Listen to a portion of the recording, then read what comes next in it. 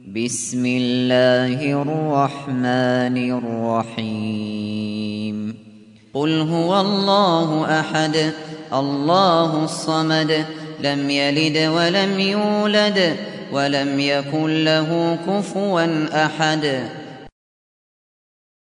Bismillahirrahmanirrahim. Sura degan söz Surul Beled degandan alıngan. Şehirning ismi demek olsa Araplar Surul Beled de Surul Beled'den alıngan.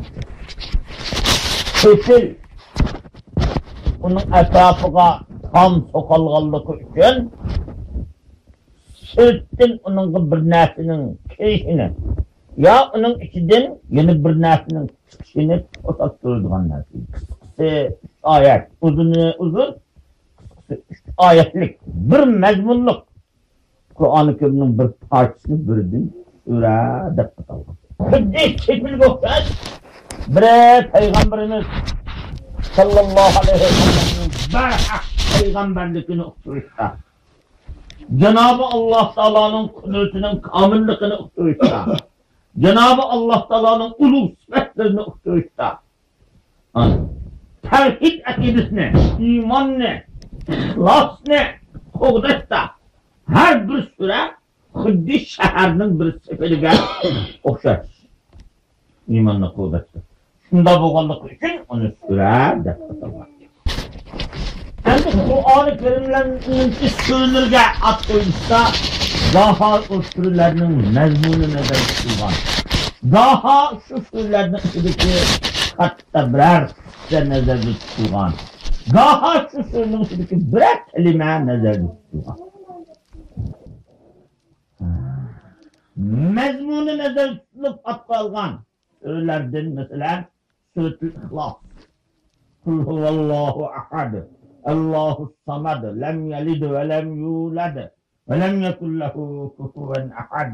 Onun muhtuzda ihlas degen kelimenin öz içine almagan bolsa, onun mezmunu Cenab-ı Allah Teala'nın yeganılıkına, hiç qanday şerikinin yokluğuna, tengdaşsız ekenligine tutkan. Sürü boğanlığı üçün sürünün içindeki mezmununu nazar atqalgan. Onu degen Efendi Muhammed sallallahu aleyhi ve sellem o sonluk haber şu ki Allah Teala yeganıdır. Allah Teala semeddir. Barca mahlukatlarının hacetlerini rava kılgıçıdır. O zatın hiç kimde haceti kılgıçıdır. Lem yelid ve lem yulad. O zat hiç kişinin atanısı emez. Hiç kişinin terzentisi emez. Ve lem yekun lehu kufuven ahad.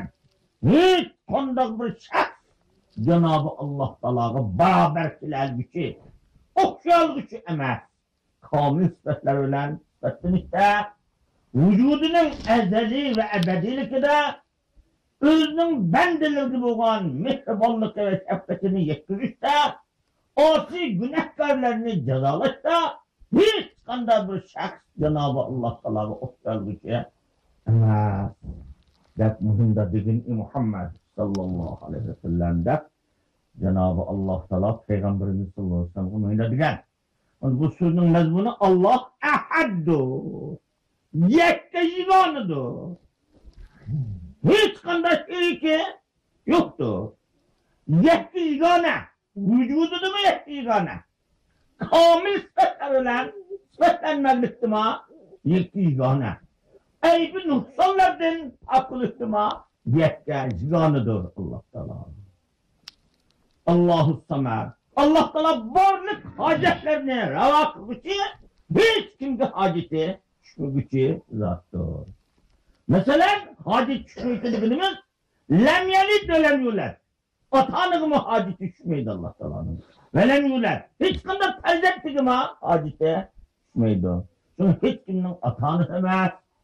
Hiç kimden balısı emez. Gettu hulası ve lem yekun lehu kufuven ahad. Hiç kanda bir şahs Cenab-ı Allah Teala'ga okşayan gücü emez. Başka şahslarının okşuşu var. Cenab-ı Allah Teala'nın okşuşu yok. Başka kişilerinin haceti yani biraz güçlüdür. Lekin Cenab-ı Allah Teala'nın hiç kanda bir kişiye hadiseye düşmeydi. Başka kişiler ya atana, ya balavakıza muhtaç olsa Cenab-ı Allah Teala herkes bunda şeylerce muhtaç olmaydı. Birinde Allah Teala'nın da de. Bu sürünün mezmunu Cenab-ı Allah Subhanahu ve Teala'nı varlık kamil sıfatlarıyla sıfatlanmak, varlık noksan sıfatlardan pak, doğmağın sıfatı yok. Yetti cihanı zatta bütün vücudumuz ne? Kılıdığın taat ibadetlerimiz ne?